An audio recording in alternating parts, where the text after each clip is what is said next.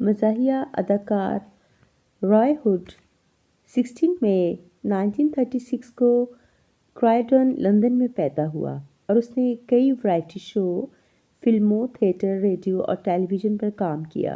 وہ گئے وقتوں کے میوزک ہال کے موسیقاروں سے بڑی محبت اور لگاؤ رکھتا تھا۔ 1968 میں اس کی کارکردگی کی بطور ڈان لینو، جو کہ میوزک ہال لندن کا پیشہ ور گویّا اور رقاص تھا، نکتہ دانوں نے بڑی تعریف کی تھی، لیکن رائے ہوڈ کی ڈان لینو سے واقفیت بڑے ہی عجیب ترین طریقے سے ہوئی۔ کیسے ہوئی؟ اس تعارف کے بعد اب بقیہ کہانی اسی کی زبانی سنیے، یعنی رائے ہوڈ کی زبانی سنیے۔ مجھے پھر وہی خواب آیا، بالکل وہی خواب، اور اس میں قطعاً کوئی تبدیلی نہ تھی۔ جہاں تک میں اسے یاد کر سکتا ہوں یہ وہی تھا، یعنی بار بار ایک ہی طرح کا خواب آتا تھا۔ وہ خواب یہ تھا کہ وہ سیڑھیوں کے مختصر سلسلہ تک چلتا، جن کے قدم یعنی سٹیپس پتھر کے بنے ہوئے تھے، جو کہ ایک ڈیوڑی یعنی پورچ کی طرف جاتے تھے، جس کے دونوں طرف پتھروں کے بنے ہوئے ستون تھے۔ میں سامنے کے دروازے کو دھکیلتا یا پش کرتا، یہ کھل جاتا اور اس کے چھوٹے ہال میں کھڑا ہو جاتا۔ بعض اوقات میں دائیں طرف کے چھوٹے کمرے میں داخل ہو جاتا اور بعض اوقات بائیں طرف کے کمرے میں۔ کمرہ جو بائیں طرف تھا بہت دلچسپ تھا۔ یہ سامنے سے شروع ہوتا اور گھر کے پچھواڑے تک چلا جاتا۔ اس کمرے کے درمیان میں ایک غیر معمولی گول صوفہ ہوتا اور ایک سرے پر ایک دروازہ تھا جو سیڑھیوں کے سلسلہ کی طرف جاتے ہوئے نیچے باغ میں لے جاتا۔ مجھے وہ باغ صرف رات کے وقت یاد تھا اور وہاں پر تمام اطراف میں خوشگوار روشنیاں لٹک رہی ہوتی تھیں، اور یہ خواب ہمیشہ ایک تہہ خانے میں میرے ساتھ ختم ہوتا، جس کو میں نے ہی ایک ہی پوزیشن میں گھیر رکھا تھا۔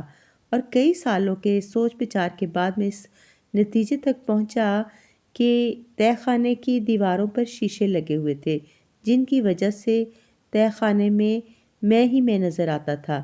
میرا خیال ہے کہ مجھے اس منظر والا خواب پہلے اس وقت آیا جب میں بہت جوان تھا، کیونکہ مجھے وہ وقت تو یاد نہیں جب یہ میری زندگی کا حصہ نہ تھا۔ پھر ایک دن کچھ ایسا ہو گیا کہ میں نے اس گھر کو کبھی نہ دیکھا، یا کم از کم اپنے خوابوں میں بھی نہیں۔ 2 اداکار دوستوں نے مجھے دعوت دی کہ میں ان کا نیا فلیٹ دیکھوں۔ میں ان سے زیادہ دور نہیں رہتا تھا، لہٰذا میں اپنی بیوی این کے ساتھ کار میں بیٹھ گیا اور اپنے دوستوں کی نئی رہائش کی تلاش میں نکل پڑا۔ جنوبی لندن کے برکسٹن میں ایکرمین روڈ پر ہماری منزل مقصود تھی، مگر میں اس علاقے سے بالکل واقف نہ تھا۔ لیکن جو ہی ہم نے ایکرمین روڈ کی طرف کونے میں ٹرن لیا تو مجھے پریشان کرنے والا ایک احساس تھا کہ میں پہلے بھی وہاں آ چکا ہوں۔ ہم آہستہ آہستہ کار کو سڑک پر چلاتے رہے اور میں نے اپنی بیوی سے کہا، یہی ہے وہ گھر۔ بیوقوف نہ بنو، میری بیوی نے کہا۔ دروازے پر کوئی نمبر نہیں ہے اور وہ نمبر 56 ہے جہاں ہم نے جانا تھا۔ یہی ہے وہ گھر، اس نے کہا، مگر ہم کبھی بھی اس سڑک کی طرف نہیں آئے۔ میں نے کہا، میں پورچ کو پہچانتا ہوں۔ کیا واقعی؟ ایک طرف کو جھانکتے ہوئے میری بیوی نے کہا۔ میں گاڑی سے باہر آ گیا۔ ہاں، یہی وہ جگہ تھی۔ میری بیوی نے گھنٹی بجائی اور ہمارے دوستوں نے دروازہ کھولا۔ میں نے بغیر الیکس لیک کہنے کے اندر قدم رکھا۔ میں اس گھر کو جانتا ہوں، میں بڑبڑایا۔ اس کمرے میں دائیں طرف۔ میں نے کمرے کو بیان کرنا شروع کر دیا۔ میں نے جلدی سے ایک نظر ڈالی اور کہا، ہاں، یہی ہے وہ کمرہ جیسا کہ میں خواب میں دیکھتا ہوں، اور یہ بائیں طرف۔ میں نے اس کمرے کو بھی بیان کیا، اور ایسے ہی جیسے کہ میں نے اسے ہمیشہ دیکھا تھا۔ وہاں وہ گول صوفہ نہ تھا، مگر سیڑھیاں جو نیچے باغ کی طرف جاتی تھیں وہ موجود تھیں۔ میرا چہرہ سفید ہو چکا تھا اور میں لرز رہا تھا، اور میں نے اپنے ساتھیوں کی طرف رخ کیا۔ وہ میرے اس طرز عمل یا رویے سے کلی طور پر حیران تھے، بلکہ ہکے بکے رہ گئے تھے۔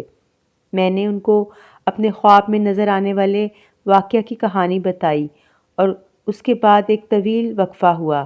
میرے دوستوں نے واضح کیا کہ ملکہ وکٹوریہ کے زمانے میں میوزک ہال کا ایک مشہور کامیڈین اس مکان میں 3 سال تک رہا تھا۔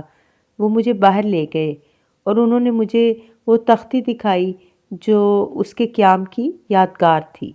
میں جان لینو کے بارے میں کچھ بھی نہیں جانتا تھا، لیکن پھر بہت جلد اس کے بارے میں زیادہ سے زیادہ معلومات حاصل کرنا میرا ایک مقصد بن گیا۔ جان لینو اپنے وقت کا مقبول ترین کامیڈین تھا۔ وہ 1860 میں پیدا ہوا اور 4 سال کی عمر میں اسٹیج پر نمودار ہوا تھا۔ پھر اس کے بعد وہ کھڑاموں پر رقص کرنے والا دنیا کا مشہور رقاص کلوک ڈانسر تھا، اشاروں میں اداکاری کرنے والا ایک عظیم موسیقار اور برٹش اسٹیج پر بہت ساری پرمذاق کہانیوں کا موجد تھا۔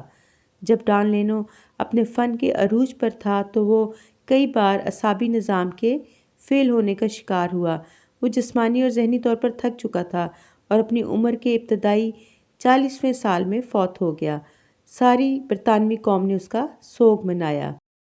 میں لینو کی شخصیت سے بہت متاثر ہو چکا تھا اور میں نے اپنے ایک ڈائریکٹر دوست جان ڈنکن کے ساتھ ٹیلی ویژن پر لینو کی خودنوش سوانح حیات کے بارے میں تعاون کیا، یعنی پروگرام میں حصہ لیا۔ میں نے پروگرام سے پہلے اپنی کہانی کو مقدمہ یا پیش لفظ کے طور پر پیش کیا، جس میں مجھے ایک خواب بار بار آتا تھا اور اس کی وجہ سے مجھے بہت سارے خطوط ملے۔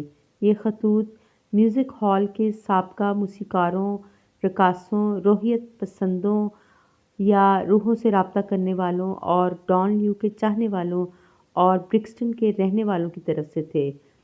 ارواح پرستوں اور روحوں سے رابطہ کرنے والوں نے بتایا کہ لینو کا خوشگن پیغامات کے ذریعے ہمیشہ رابطہ رہتا تھا، اور بہت سارے موسیقاروں اور اداکاروں نے بتایا کہ وہ لندن کے ویسٹ ڈروری لین تھیٹر میں حقیقی طور پر ان کے ساتھ ظاہر ہو جاتا تھا۔ میں نے لینو کے بارے میں کئی حقائق کا پتہ لگایا جس نے میرے خواب کے بعض حصوں کی تعبیر کے لیے میری مدد کی۔ وہ اپنے ایکرمین روڈ پر گھر میں دعوتیں کیا کرتا تھا اور ان کے لیے باغ میں ہمیشہ خوشگوار روشنیاں لٹکایا کرتا تھا، اور چونکہ وہ ایک ڈانسر تھا لہٰذا آئینوں یعنی مررز کے سامنے مشق کیا کرتا تھا۔ اس نے میرے خواب میں تہہ خانے میں دیواروں پر آئینوں کی تعبیر بتا دی۔ یہ ہے میرے عجیب تجربہ کی کہانی۔ جس دن میں ایکرمین روڈ پر گیا مجھے اس کا خواب پھر کبھی نہیں آیا۔ چینل کو سبسکرائب کرنا، لائک کرنا اور شیئر کرنا بالکل نہیں بھولنا۔